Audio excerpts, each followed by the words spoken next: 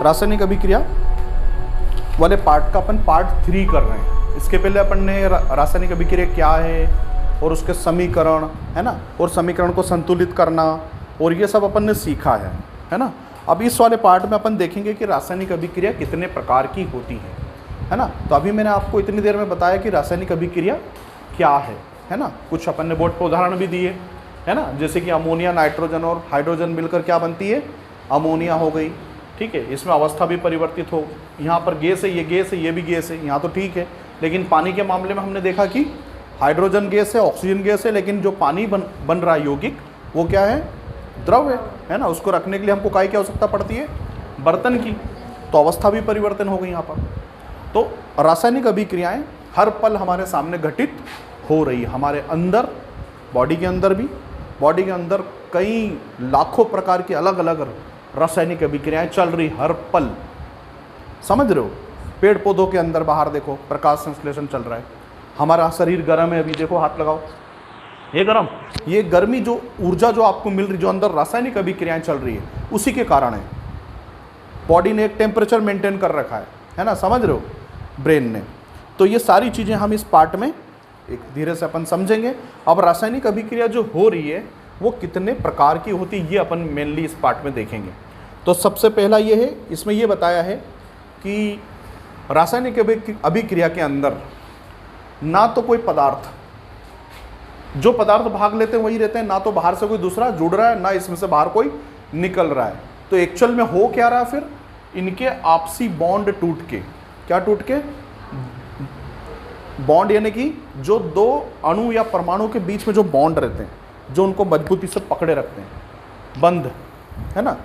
तुमने देखा होगा विद्युत संयोजी बंध, सहसंयोजी बंध, ये पढ़ा क्या 9th में, नहीं पढ़ा ना। तो ये जो बंध होते हैं ये अणुओं के बीच में होते हैं। जैसे मैंने अभी आपको उदाहरण दिया कि तुम साइकिल पे कुछ सामान बांध के ले जा रहे हो बहुत सारा, तो उसको बांधने की ज़रूरत पड़ती है कोई जाली से या ट्यूब से, है ना। अगर वो टूट गई तो सब बिखर जाएगा। इसी प्रकार अणु के अंदर उसके अणु और उसके परमाणु को एक फोर्स बांध के रखता है, एक ताकत, एक चुंबकीय आकर्षण बल रहता है उस अणु अणु के बीच या परमाणु परमाणु के बीच, जो उनको बांध के रखता है। और ये ताकत, ये फोर्स, ये काई से आता है, इलेक्ट्रॉन के इधर से उधर जाने से। मेरी बात समझ में आई। इलेक्ट्रॉन, किसी भी परमाणु के अंदर 3 चीज़ें होती हैं। परमाणु अगर हम बात करें तो तुम जब मेरी स्लाइड देखोगे उसमें दिखेगा परमाणु क्या होता है, बीच में नाभिक होता है, और नाभिक के अंदर क्या क्या होता है, प्रोटॉन और न्यूट्रॉन होते हैं, और इसके आसपास कौन चक्कर लगाते हैं, इलेक्ट्रॉन।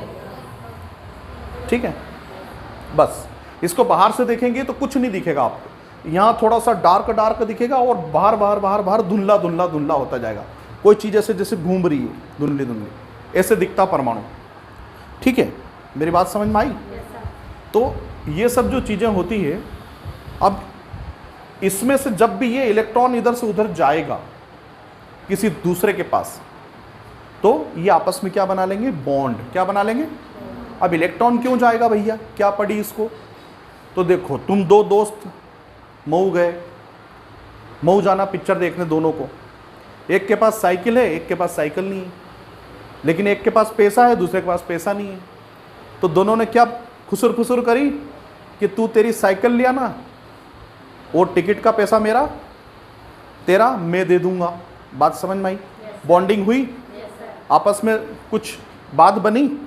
बस इसी प्रकार जिसको ज़रूरत है वो इलेक्ट्रॉन लेता है, जिसके पास ज़्यादा है वो दे देता है। दुनिया इसी प्रकार से चल रही है। जितनी चीज़ें तुम्हारे हाथ में आसपास दिख रही है, बॉटल, किताब के पेज, ये टेबल, कुर्सी, लोहा, लंगर, जितने दुनिया में तमाम क्रियाएं चल रही ना, ये बस वही चल रही है कि जिसको ज़रूरत है वो, जैसे हम लोग काम कर रहे हैं, है ना। जैसे हम लोग अभी कोई खेती वाला है तो उसके यहाँ मजदूर काम कर रहे हैं, है ना, क्योंकि मजदूर को काय की ज़रूरत है, उसका घर चलाने की। खेती वाले को काय की ज़रूरत है, उसमें काम करने की। सारा काम तो वो खुद कर नहीं सकता। मेरी बात समझ में आई।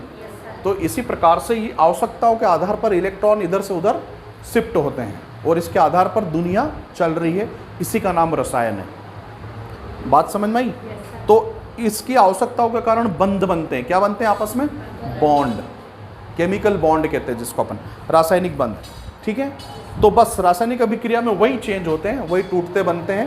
तो इनको अपन बाद में समझेंगे आगे वाले अध्याय में, है ना। अभी अपन देखते हैं पहला संयोजन अभिक्रिया। कौन सी अभिक्रिया? हाँ, संयोजन अभिक्रिया। संयोजन अभिक्रिया क्या होती है? और अभी हम पढ़ रहे हैं रासायनिक अभिक्रियाओं के प्रकार। क्या पढ़ रहे हैं?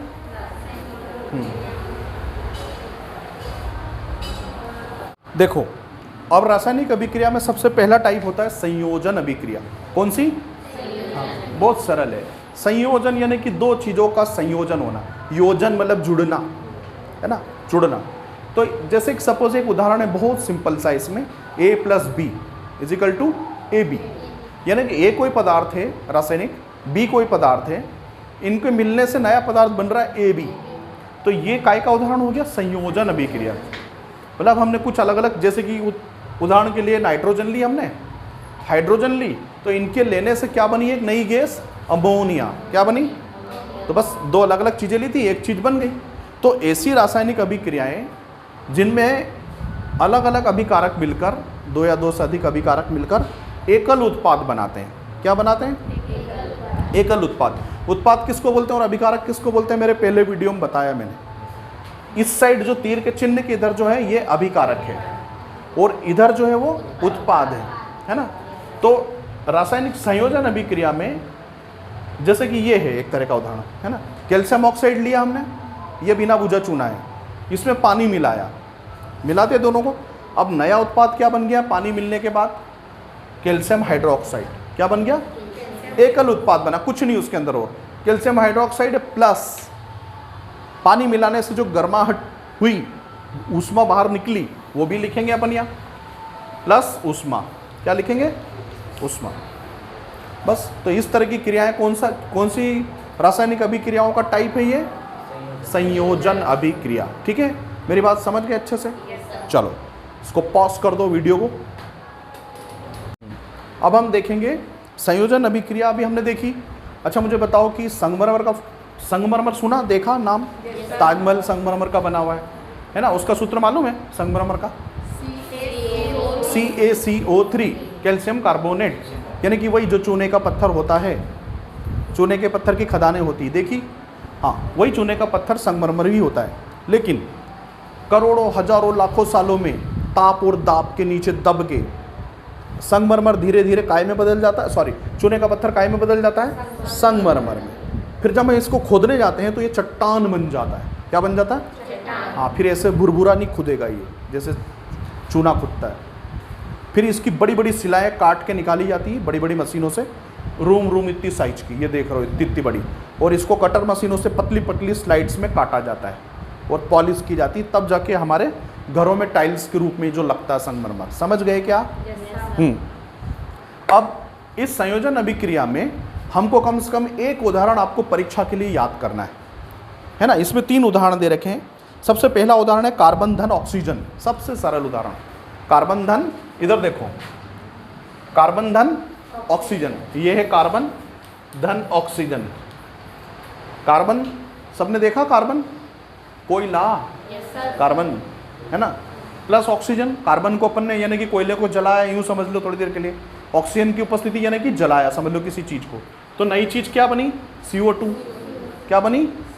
हाँ, ये जो कार्बन डाइऑक्साइड बनी कोयले के जलने से, जो हमारे घर में हम चूल्हा जलाते हो धुआं निकलता है, वो कार्बन डाइऑक्साइड है। समझ गए? कार्बन का ऑक्सीजन के साथ। और अगर जितना अच्छा जलेगी जो चीज़ तुम जला रहे हो, वो जितनी ज़्यादा अच्छी तरह जलेगी तो कार्बन उसमें कम होता जाएगा, तो धुआं आपको दिखेगा नहीं।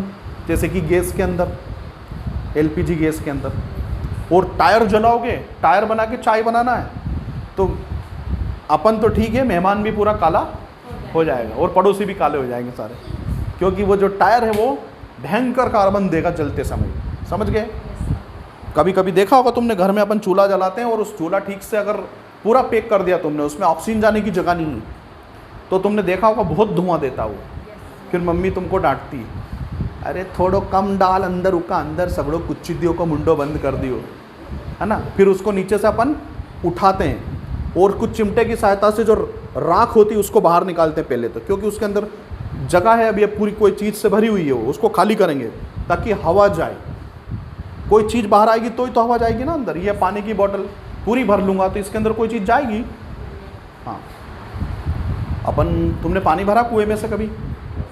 अपन जब बर्तन डुबाते तो पहले ऐसे ऐसे करके होता, फिर उसमें से क्या निकलती है?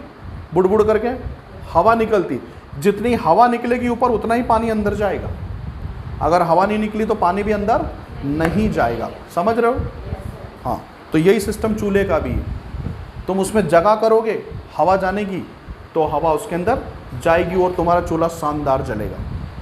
तो मैं लोगों को सलाह देता हूँ एक चूल्हा कैसे बनाया जाए।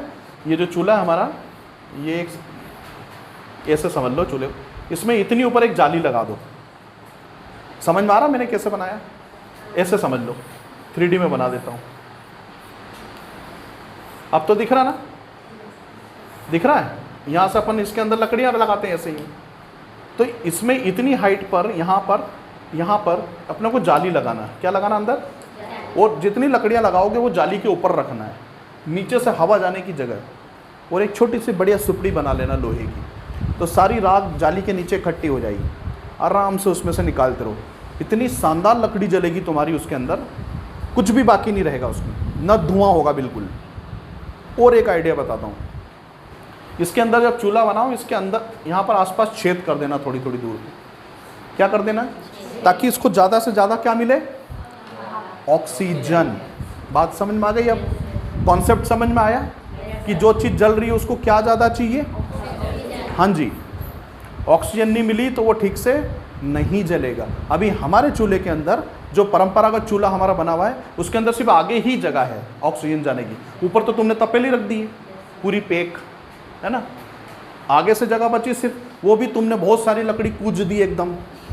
पावने को एकदम चाय पिलाना, भग नहीं जाए वो, है ना? या मम्मा ने क्या बोल दिया है कि दाल बाटी बनाना, मेहमान आ गए इकट्ठे, दिया लगा के 5-7 लकड़ी एक साथ, पूरा पैक हो जाएगा। ऑक्सीजन जाने की जगह नहीं बचेगी, धुआं धुआं हो जाएगा।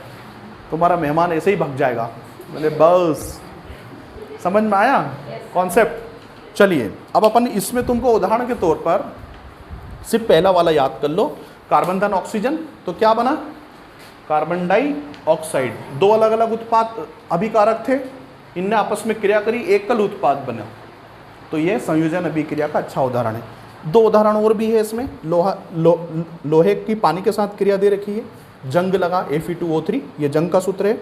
और नीचे कार्बन डाइऑक्साइड की, कार्बन मोनोऑक्साइड की हाइड्रोजन के साथ रिएक्शन दी है, ये तो मेथिल अल्कोहल बन रहा है। ये भी देख लेना, देख सकते हैं। लेकिन परीक्षा में हमको कम से कम एक उदाहरण जरूर लिखना है, कोई भी परिभाषा अगर हम समझाते हैं तो। समझ गए क्या? मिनिमम एक तो लिखना ही है कम से कम। अब इस पार्ट में जो आए हुए क्वेश्चन से आई होप कि आप इनका उत्तर दे पाओगे, है ना?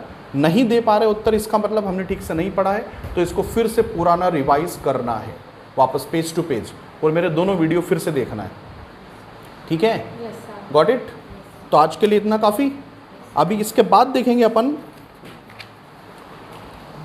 अच्छा ये उदाहरण इसमें थे, चलो कोई बात नहीं, बात तो वही है।